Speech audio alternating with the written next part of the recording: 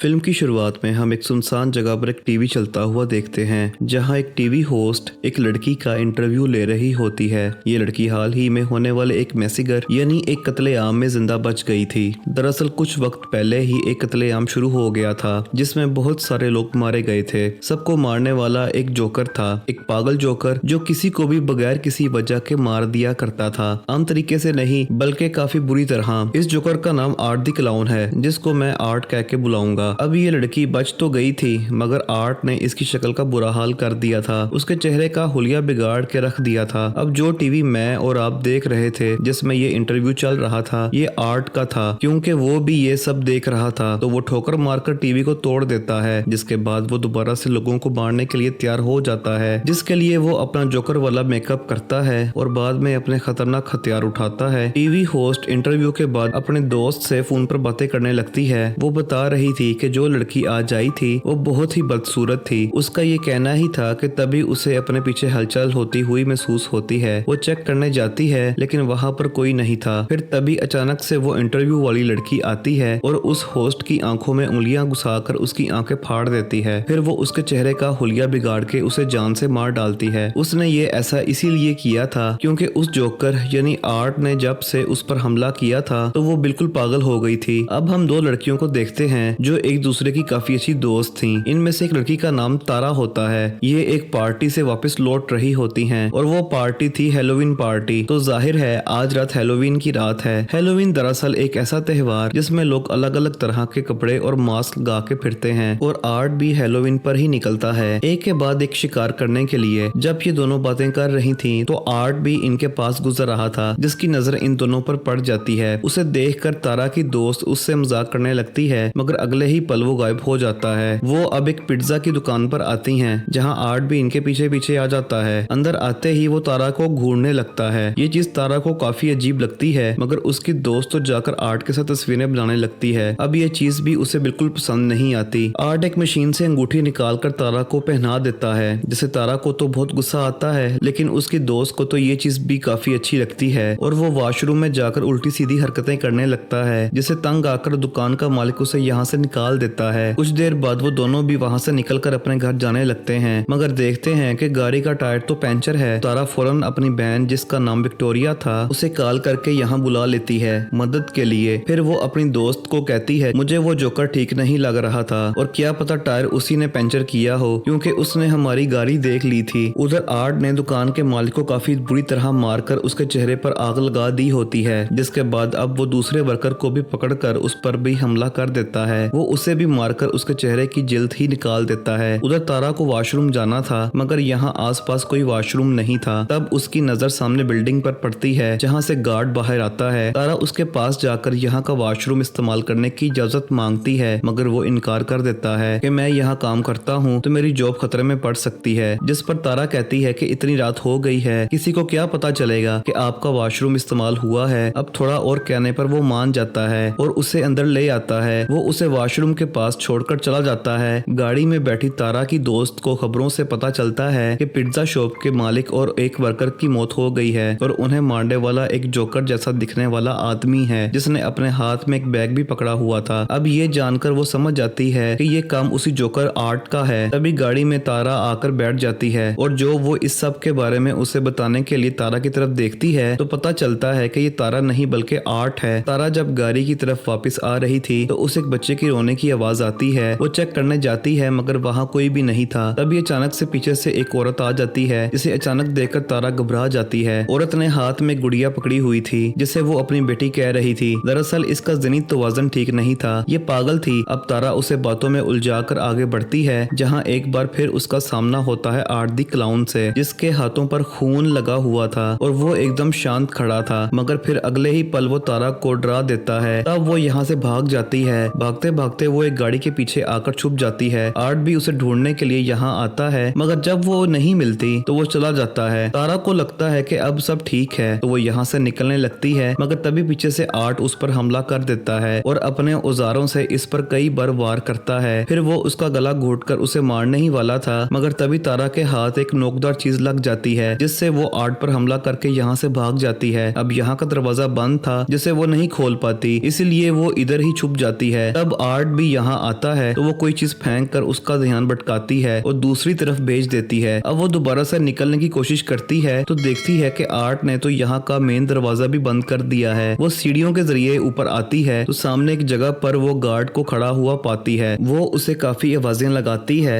मगर वो नहीं सुनता क्योंकि उस वक्त वो गाने सुनने में मगन होता है। अब उसकी आवाज सुनकर आर्ट वहाँ आ जाता है और पीछे से उसे पकड़ के गले में इंजेक्शन लगाकर बेहोश कर देता है। अगले सीन में जब तारा को होश आती है तो वो खुद को एक कुर्सी से बंधा हुआ पाती है। उसके मुंह पर भी टेप लगी हुई थी। उसके पास ही में आर्ट भी बैठा होता है और जब वो देखता है कि तारा को होश आ गई है तो वो उसे अपने हथियारों से डराने लगता है। फिर वो लाता है एक आरी और सामने का पर्दा हटाता है जहाँ उसने तारा की दोस्त को उल्टा लटकाया हुआ था क्योंकि गाड़ी में जब वो उसके साथ आकर बैठा था तो उसने तभी उसे पकड़ लिया था। अब वो यहाँ से बेरहमी की सारी हदें ही पार कर देता है। वो आरी से उसका पेट ही काट कर 2 हिस्से कर देता है। अपनी दोस्त का इतना बुरा हाल देखकर तारा की तबीयत भी खराब होने लगती है मगर फिर वो हिम्मत करती है और काफी कोशिश करने के बाद खुद को छुड़वा लेती है। वो उसी के हथियार से आर्ट पर हमला करके यहाँ से भाग जाती है। आर्ट भी उसके पीछे पीछे जाकर ढूंढने लगता है मगर वो पीछे से आकर एक बार फिर उस पर हमला कर देती है। वो उसे काफी देर तक मारती रहती है। अब जब गेम उल्टी पड़ रही थी यानी तारा उस पर भारी पड़ रही थी तब वो यहाँ पर बेईमानी करता है। वो हाथों से नहीं लड़ता, वो करता है गन का इस्तेमाल। वो गोली पहले उसकी टांग पर मारता है और बाद में उसके चेहरे पर, जिससे वो काफी जख्मी और अधमरी हो गई थी। अब गन में गोलियां खत्म हो गई थी, इसीलिए जब वो गोलियां लेने जाता है तो यहाँ उसे तारा का मोबाइल मिलता है जिस पर तारा की बहन विक्टोरिया का मैसेज आया होता है कि मैं बिल्डिंग के बाहर आ गई हूँ। तब आर्ट तारा बन के मैसेज करता है और पीछे के दरवाजे से अंदर आने का कहता है। ऐसा करने के बाद वो तारा की दोस्त की लाश के साथ तस्वीर बनाता है और लाश की हालत का हम बहुत ही बुरा हाल देखते हैं, पूरी ही तरह चिरी हुई और 2 टुकड़ों में बटी हुई। अब वो जाता है तारा के पास और उस पर भी अंधाधुंध गोलियां चलाकर उसे मार डालता है। वो पागल औरत भी यहीं खड़ी हुई थी और उसे ऐसा करता हुआ देख रही थी। ये सब देखकर वो जाती है गार्ड के पास और उसे सारी सूरत हाल समझाने की कोशिश करती है मगर वो उसकी बातों का यकीन नहीं करता। फिर वो नीचे जाकर किसी को फोन करने लगता है मगर तभी यहाँ आर्ट आकर हथौड़ी से इस पर हमला कर देता है। पागल औरत देखती है कि उसका बच्चा जो वो गुड़िया थी, मगर अगले ही पल उसे आर्ट दिखता है जिसके हाथ में वो अपने बच्चे को देखती है। वो उसके पास जाकर पूछती है, क्या तुम्हें जरा भी इंसानियत नहीं है, जरा भी ममता नहीं है, तुम्हें बच्चों पर भी रहम नहीं आता। ये कहकर वो आर्ट को अपने साथ लगा लेती है जैसे वो कोई बच्चा हो और वो भी बिल्कुल ऐसी एक्टिंग करता है जैसे वो सचमुच का बच्चा ही हो। और विक्टोरिया भी अंदर आ गई थी और वो तारा को फोन करती है तो बेल की आवाज जब अंदर से आती है तो वो वहाँ चेक करने जाती है। अंदर आकर उसके होश उड़ जाते हैं क्योंकि वहाँ वो तारा की दोस्त की कटी हुई लाश देखती है। तभी उसे एक लड़की की आवाज सुनाई देती है। विक्टोरिया समझती है कि ये तारा है, इसलिए जब वो चेक करने नीचे जाती है तो वहाँ एक औरत को जमीन पर देखती है जो रेंग रही थी क्योंकि काफी जख्मी थी। वो तारा समझकर उसके पास जाती है मगर तभी उसकी नजर वहाँ पड़ी उस पागल औरत पर जाती है। वो भी काफी जख्मी थी क्योंकि आर्ट ने उसके सीने और सर को काट के बुरा हाल कर दिया था। उसकी हालत बस मरने ही वाली थी। अब यहाँ सवाल ये आता है कि पागल औरत तो इधर ही है, तो ये कौन है जो विक्टोरिया के सामने पड़ी हुई है अपना सर नीचे करके। और फिर तभी हम जान पाते हैं कि ये और कोई नहीं बल्कि आर्ट है जो उसे अपने जाल में फंसाने के लिए यहाँ औरत का बेस बनाकर लेटा हुआ था। वो उस पर भी हमला कर देता है मगर विक्टोरिया जैसे तैसे करके अपनी जान बचाकर यहाँ से निकल जाती है। वो ऊपर जाकर एक अलमारी में छुप जाती है। तभी यहाँ आर्ट भी आ जाता है जो ये जान चुका था कि वो अलमारी में छुपी है, मगर इससे पहले वो विक्टोरिया के साथ कुछ करता उसे हॉर्न की आवाज आती है जिसे चेक करने के लिए वो यहाँ से निकल जाता है। बाहर दरअसल आया था उस गार्ड का साथी जिसे अंदर आना था। वो कारपेट हटाता है तो वहाँ चाबी पड़ी हुई थी। तब दरवाजा खोलकर वो अंदर आ जाता है। वहाँ उसे खून के निशान दिखते हैं जो जाहिर है काफी अजीब था, मगर इससे पहले वो कुछ समझ पाता आर्ट पीछे से आकर एक नोकदार चीज से उसके सर पर वार कर देता है। फिर वो उसका गला काटकर धड़ से ही अलग कर देता है। विक्टोरिया यहाँ से निकलने की कोशिश करती है मगर कोई भी फायदा नहीं होता। वो अपने सामने आर्ट को देखती है जो छोटे बच्चे की साइकिल चला रहा था, मगर अगले ही पल वो यहाँ से गायब हो जाता है और वो साइकिल वहीं पर गिर जाती है। वो उससे बचते हुए यहाँ से निकलने की कोशिश करती है मगर पीछे से आर्ट आकर उस पर हमला कर देता है। वो शापट से उसका दम घूट कर मारने ही वाला था मगर वो बच जाती है। फिर वो एक नोकदार चीज उठाकर आर्ट के पैर में मारती है और यहाँ से भाग जाती है। वो सीधा आती है अपनी बहन तारा के पास और उसका इतना बुरा हाल देखकर टूट जाती है और रोने लगती है। वो अभी उधर बैठी ही थी कि तभी यहाँ आर्ट आकर उस पर हमला कर देता है। बार बार वार करके वो उसे काफी मारता है मगर तभी पीछे से गार्ड आकर आर्ट को मार के बेहोश कर देता है। गार्ड क्योंकि अभी जिंदा था, वो विक्टोरिया को लेकर एक कमरे में आता है और पुलिस को इस बारे में बताने लगता है। इस बीच वो देखता है कि विक्टोरिया की हालत काफी खराब है। वो उसे अब इमरजेंसी कमरे की तरफ ले जाने लगता है। तब यहाँ आर्ट एक बार फिर से आकर गार्ड पर हमला कर देता है। वो पहले सिलेंडर से उसे मारता है और बाद में अपने पैर से उसका चेहरा ही कुचल देता है। तब घबराहट के आलम में विक्टोरिया एक लोहे के पाइप से ताला तोड़ने की कोशिश करती है जो आर्ट ने यहाँ पर लगाए थे। ताला टूट तो जाता है मगर इसका कोई फायदा नहीं था क्योंकि आर्ट उसके काफी करीब आ गया था और जल्दी से उसे पकड़ के मारने लगता है। मगर तभी विक्टोरिया उसकी आंख में एक चीज घुसाकर यहाँ से भाग जाती है। वो भागकर गैराज में आती है मगर आर्ट इधर भी पहुंच जाता है, लेकिन क्योंकि यहाँ ताला लगा हुआ था इसीलिए वो अंदर नहीं आ पाता। अब इतनी ही देर में पुलिस भी यहाँ पहुंच चुकी थी, लेकिन इससे पहले विक्टोरिया पुलिस के पास जाती आर्ट गाड़ी से गैराज का दरवाजा तोड़कर अंदर घुस आता है। अब क्योंकि वो गाड़ी से टकरा गई थी इसलिए बेहोश होकर नीचे गिर जाती है। फिर जब तक पुलिस यहाँ आती है तो तब आर्ट विक्टोरिया का चेहरा नोच नोच कर खा रहा था। अब पुलिस आर्ट को सरेंडर यानी हथियार डालने का बोलती है मगर वो अपने मुंह में गन रखकर खुद ही को ही गोली मार लेता है। अब पुलिस को पता चलता है कि विक्टोरिया मरी नहीं है बल्कि अभी भी वो जिंदा है, बस काफी जख्मी है। इसके बाद सबकी लाशों को हॉस्पिटल ले जाया जाता है और जब डॉक्टर आर्ट की लाश को देखता है तो उसे काफी अजीब लग रहा था क्योंकि मरने के बाद भी वो मुस्कुरा रहा था। तभी यहाँ बिजली खराब होने लगती है और आर्ट उठ जाता है। उस डॉक्टर को गले से पकड़ लेता है क्योंकि वो मरा नहीं था बल्कि जिंदा था। इसका मतलब ये ही था कि अब वो लोगों को मारने का सिलसिला अब इस हॉस्पिटल से शुरू करेगा। अब कुछ वक्त गुजरता है और हम विक्टोरिया को देखते हैं जो आखिरकार आर्ट का शिकार होने से बच गई। कल उसे इंटरव्यू के लिए भी जाना है। हम उसका चेहरा देखते हैं जो काफी भयानक दिख रहा था, जो बिल्कुल वैसा दिख रहा था जैसा इंटरव्यू वाली लड़की का था। अब यहाँ ये राज खुलता है कि विक्टोरिया ही असल में वो लड़की है जो शुरुआत में इंटरव्यू दे रही थी, जिसके बारे में कहा था कि एक मैसीगर में बची है और एक जोकर ने ही सभी को मारा था। अब यहाँ सवाल ये उठता है कि आर्ट ने अपने सर पर गोली मारी थी मगर वो नहीं मरा, आखिर क्यों? क्योंकि दरअसल अभी तक जितने भी लोगों ने उसे मारने की कोशिश की उन सबको ही मौत के घाट उतरना पड़ा। अब यहाँ ये चीज क्लियर नहीं हुई कि क्या उसे मारा जा सकता है या नहीं, और इसी बात को सस्पेंस बनाते हुए इस फिल्म की कहानी का पार्ट 1 इधर ही खत्म हो जाता है।